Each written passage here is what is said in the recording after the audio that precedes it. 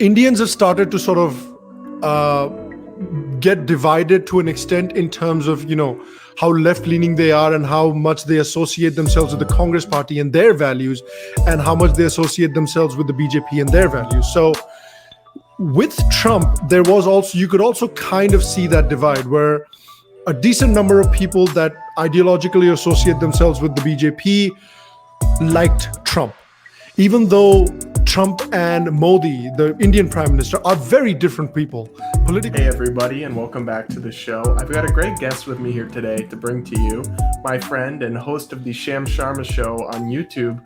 Sham, thanks so much for coming on. Thanks very much for having me, man. This is fun.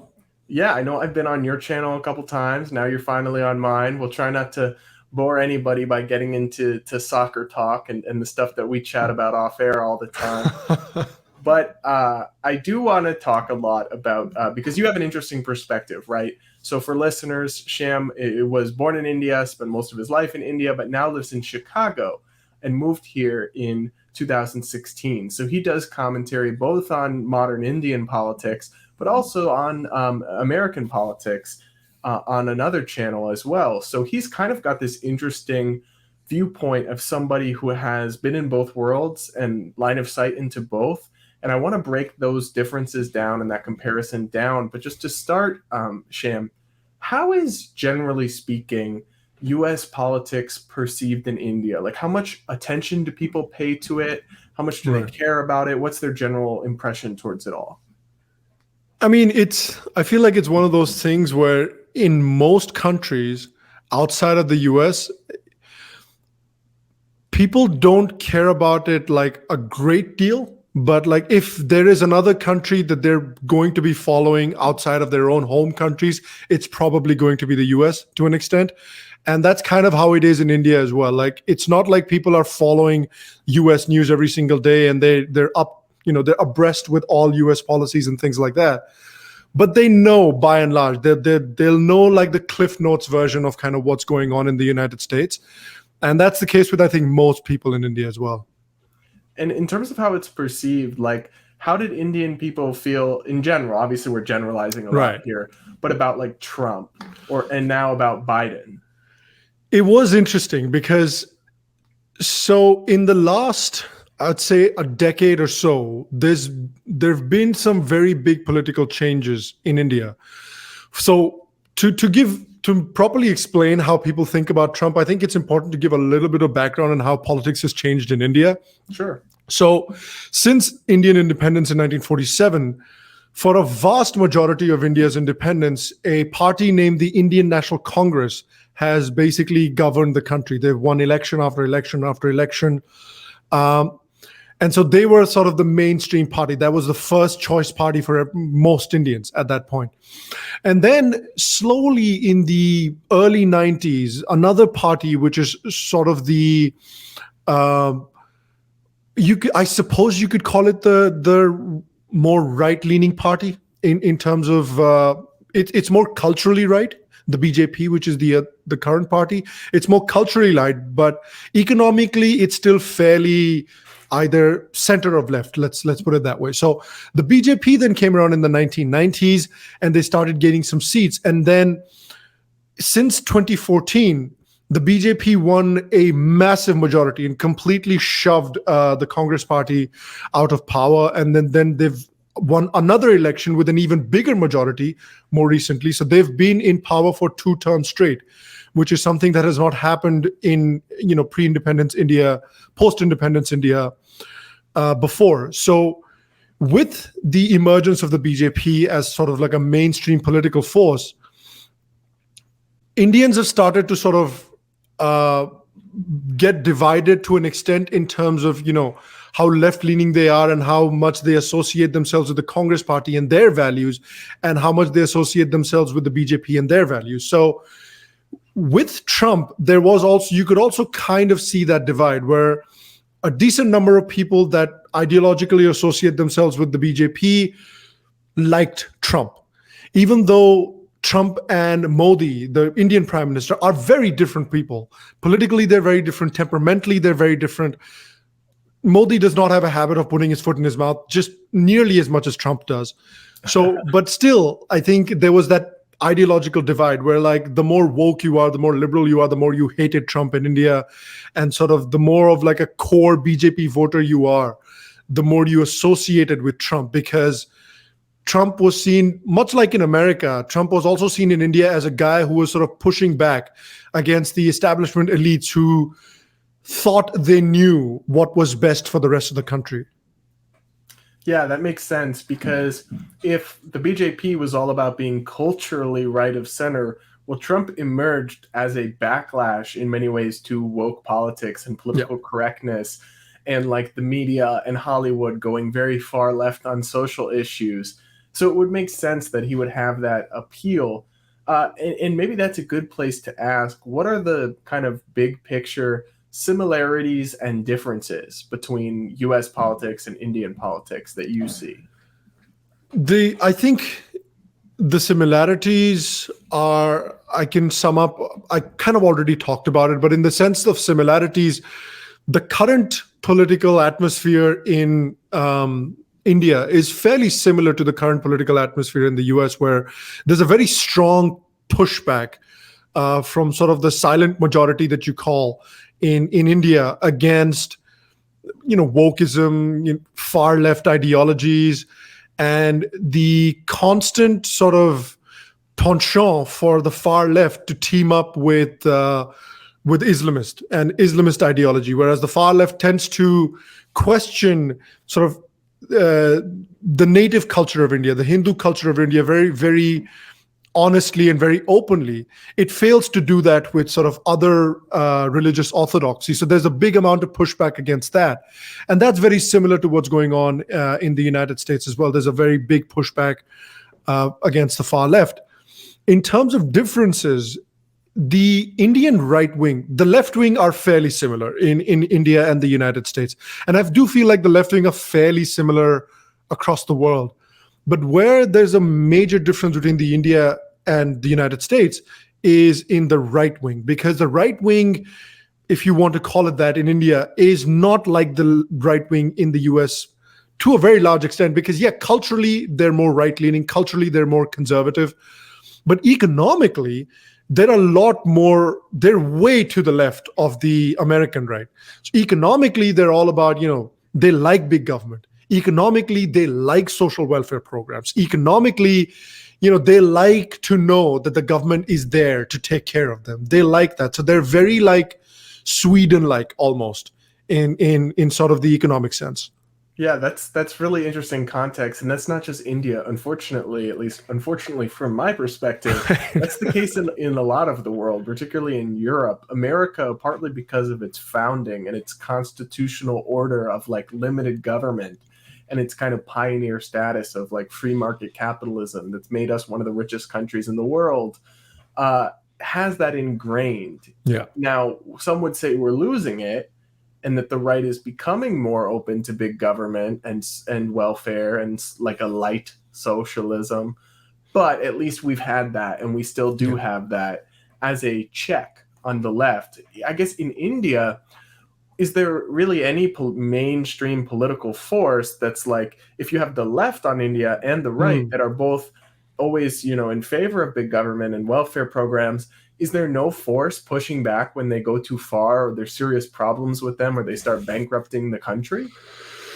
Not really at the moment, because Indians in general as well, I do think that they are more left-leaning economically. They want to, I think also because that a lot of Indians do realize that currently, in its current cycle, India is in a place where it still has a very large poor population, which, as much as you'd like to think, it's very difficult for them to just sort of pick themselves up by their bootstraps, so to say, because the level of poverty is so dire in certain areas. So in those areas, there's a general acceptance among Indians that they do need a bit of a helping hand. To what extent that helping hand should be given is definitely up for debate, and it is debated in India. But there is a general acceptance that certain sections of the population do need a bit of a helping hand. They do need a small leg up to at least bring them to a level where these communities or these areas are able to stand on their own 2 feet. And then we can have the discussion about how much more should the government be supporting them. But right now, I think India is in such a place where most people are like, well, these people do need a bit of a helping hand. Yeah, I mean, even in the US, it's not like most people don't want zero, right? But it's that we don't want the kind of hyper-regulated, high-tax, European-style economy that leads to the anemic growth. But you made me think of something else. I know that historically, India had a caste system, and it did not have a lot of mobility between classes. How much has that really changed? Because one of the things that makes the US great and that other countries tend to admire about us is our social mobility. We have people, the American dream, right? What is the state of kind of mobility like that in India? Has it improved a great deal, or is there still a lot to be done? So it is interesting, because every time I've spoken to someone that maybe isn't from India, this tends to be the biggest talking point pretty much universally, which is sort of the caste system and the impediments that it puts upon the Indian population.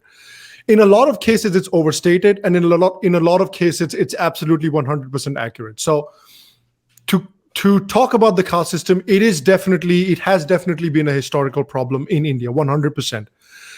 It is also true that pretty much every single country on the planet has a version of this system, or has had a version of this system. Whether you look at, the race-based segregation that used to happen in the US, which has improved massively, whether you look at the class system that existed in the UK, which has again improved massively, whether you look at the sheer amount of tribal discrimination that happens in Arab countries, even to this day, which I hope it's improved. I don't know much about that.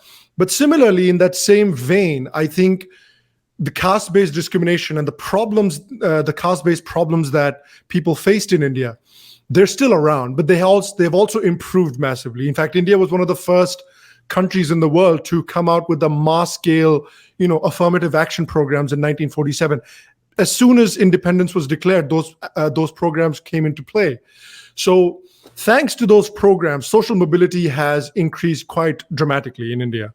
And ever since the Modi government has come into power as well, that situation has improved, because Modi himself, I don't think a lot of people know this, but he comes from one of the quote unquote lower castes in India. He comes from a backward caste in India. So this is something that he has spoken about. This is something that he has been working on himself. Which is why he has launched a lot of these financial inclusion schemes. Now, these are big government schemes, of course, but they've also, again, the positive aspect of these schemes have been that they've helped a lot of these people who were earlier being discriminated on the basis of caste to come and join the economic and political mainstream of the country. So the situation has improved quite drastically, and I suppose that's another reason why there is a general agreement among the Indian population that a certain level of government programs are necessary. Yeah, I mean, that does make sense. But I know that India, at least if you look at the past decade or two, has a booming population, very high economic growth. It is very much a developing country. Yeah. But I know, and I don't know a ton about this, I know the COVID pandemic really hit India hard. Can you tell us about how bad it was and what it was like, kind of like how it affected the country differently than what happened here in the US? Yeah, it was crazy, because it was kind of almost the reverse of the United States, where when the first wave hit India, it really didn't hit India that hard. The government went into lockdown straight away. It closed the sort of airports and borders pretty quickly. Cases, people were projecting 500 million cases within a few months, and none of that really happened. And so for 6 months to 8 months, COVID came and hit India, but the situation really was not as bad as people thought it was going to be. And unfortunately, I do think because of that, a certain amount of complacency set in, where people thought, all right, well, it came and hit us, didn't really kill that many people. The recovery rate is insane. The death rate is crazy low. I think we'll be all right. And what they should have been doing at this time when the first wave came and hit India was they should have been ensuring that there's enough supply of medical oxygen available. There's enough gene sequencing being done so that you're prepared for variations and you're prepared for the second wave if it does arrive. And so things like that. And unfortunately, there was a 2 to 3 month period where this should have ideally happened in India, and it did not. And because of that, when the second wave hit India, it hit India bad. And unfortunately, the government authorities were completely caught with their pants down. They did not anticipate it hitting the country as badly as it did. And so that's where you saw all the news come out. All the negative, all the sort of news about like the deaths and the devastation that came out, it all happened in the second wave. And it all happened during this like 2-month period where the government was just scrambling. They had no idea why it hit as hard as it did. And then finally, the massive vaccination programs have been rolled out. And now I think India is doing like 8 million vaccinations a day. So things have drastically improved since like the middle of May. But till the middle of May, since like the first week of April, things were pretty dicey.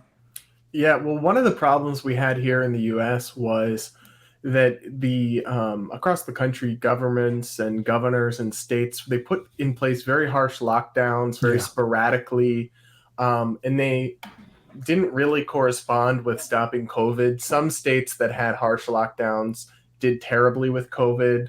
Some that had very little lockdown did fine, and vice versa. It didn't really seem to make much of a difference here, but it did cause big mental health problems and big drug overdose increases and lots of unemployment. So what was the government's response to COVID in India, and how did it affect the economy and society?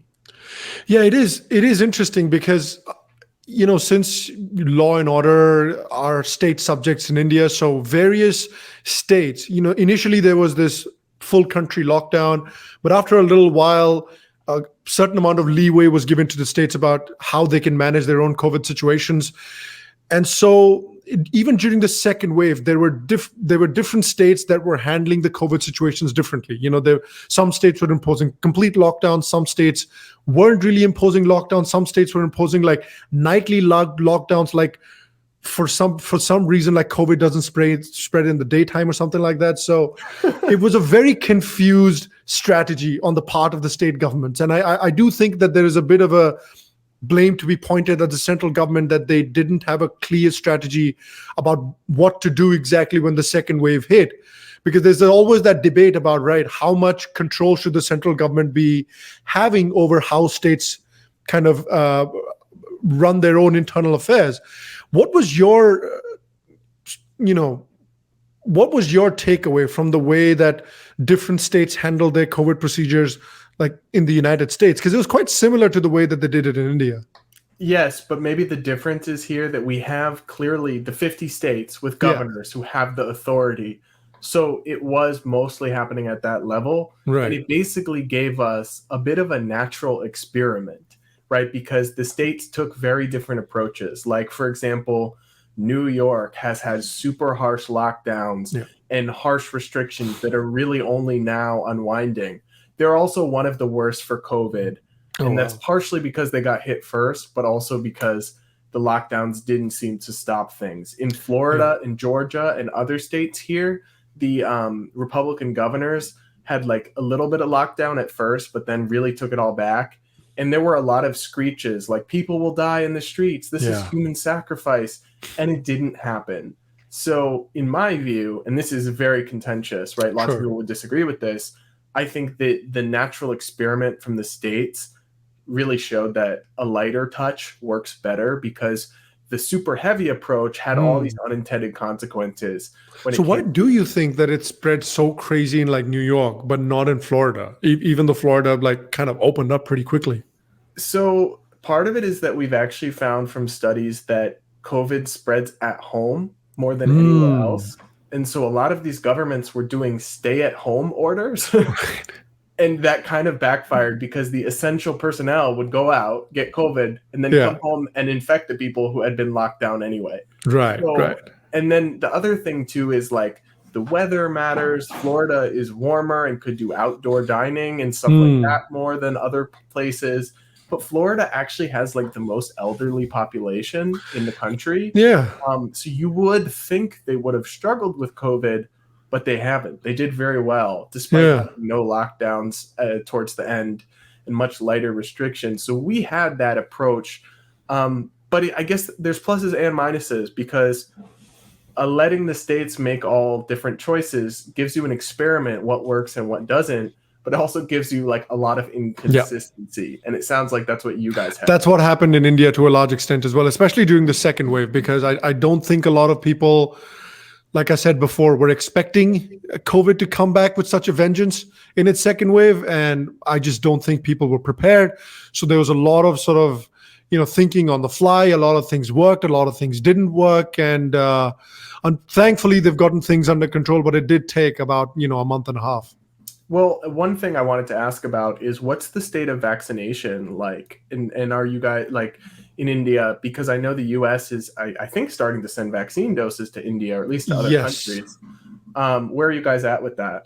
So I think the situation's a lot better now. They've really ramped up vaccine production, importing, and vaccinations of people as well. So I said before that they're doing about, for the last couple of days, I think they were doing about 8 million vaccinations a day, which is pretty good. And they're hoping that by the end of July, at least, they'll have about 50% to 60% of the population vaccinated. I don't know if they'll be able to hit that target, but they're optimistic. So yeah, what's that? What are the vaccines that are in use? So they're using the two Indian vaccines, which is Covaxin and Covishield. They're also using the US one, which is the Pfizer one. I don't know if they're using the Moderna one, but I think they're using the Pfizer one. They're using the Russian one as well, which is the Sputnik one. I don't think they've gotten around to the Chinese one yet because people are just like, I don't know. I don't know if the China. Am I going to grow like an extra head? What's that? I don't know that the China one actually works. They're having a big problem with. Yeah, I saw something like 46% or something. They had like a success rate of. So Indians are just like, yeah, no thanks. Well, I'm glad you brought up China because I want to ask you about that. Conservatives in America and also honestly across the board are increasingly very concerned by China and how aggressive they are with the rest of the world and how hostile they are to freedom and civil liberties. I mean, you think of the Uyghurs, you think of their surveillance state. They're getting bigger and more powerful. How's China perceived in India? Pretty much the same way. They're seen as sort of like the neighborhood bully. And they're seen for the longest time, China has. So I don't know how many Americans know this, but China has like land disputes with pretty much every single neighboring country. They've been trying to annex land since the 40s, basically. And currently, they're still involved in like a couple of major land disputes in India. They're trying to annex land in Bhutan, which is like a small mountainous country between India and China. And recently, they had a couple of like the Indian army and the Chinese army had a couple of skirmishes on the border where China was trying to, just annex some more of Indian land. So India, thankfully, was able to fight them off. And I think China got a bit of a bloody nose in one of the skirmishes. And they're like, all right, maybe we can't just push them around. But it's not going to stop them. And so, yeah, China is viewed very much the same way in terms of a country that cares not even one bit about civil liberties, doesn't care about the basic freedoms that, people, for all of India's imperfections, people still enjoy a lot of those basic freedoms that the Chinese aren't able to. So yeah, it's seen very much the same way, and across the board again, whether you're a liberal, whether you're a right winger, there is that feeling towards China in India as well. Yeah, I mean, I have several close friends who are Indian who came to college here in the U.S. from India, and so I've just come to be a very much an admirer of Indian culture, particularly the Indians who are able to come to the U.S. tend to be obviously from the wealthier part of Indian society, and they are so successful and pursue such high levels of education and work ethic here. And I've looked at. It's because our moms will beat our ass if we misbehave. Don't piss off an Indian mom. Nope. But and it is funny because I love Indian food, but when I visit my actual Indian friends and their mom cooks for us, that's next level. Different than what you get at like an Indian restaurant, which I do like that, but it's just so different. So it's cool to actually have the authentic food. but she has to tone down the spice for me. But anyway, that's the difference at the Indian restaurant. That's what's different there. Well, one time I went to an Indian restaurant here with one of my Indian friends who ordered, and they brought like they must have a white people version and then like a real version, and they brought the real version, and it was so much spicier than normal. Yeah, when I first moved to New Zealand from India, and for the very first time went to an Indian restaurant in New Zealand, they came and they asked me, so what's the spice level? Do you want like mild? Do you want medium? Or do you want spicy? Or do you want Indian spicy? So they had like 4 levels for it. So I was like, oh, give me Indian spicy. I'm from India. Or they're like, oh, then that's all right. Then we'll get you Indian spicy. That's funny. That's hilarious. But anyway, I was going to say, I'm very much a free trade person, but obviously China's trade practices are horrible and they're really aggressive.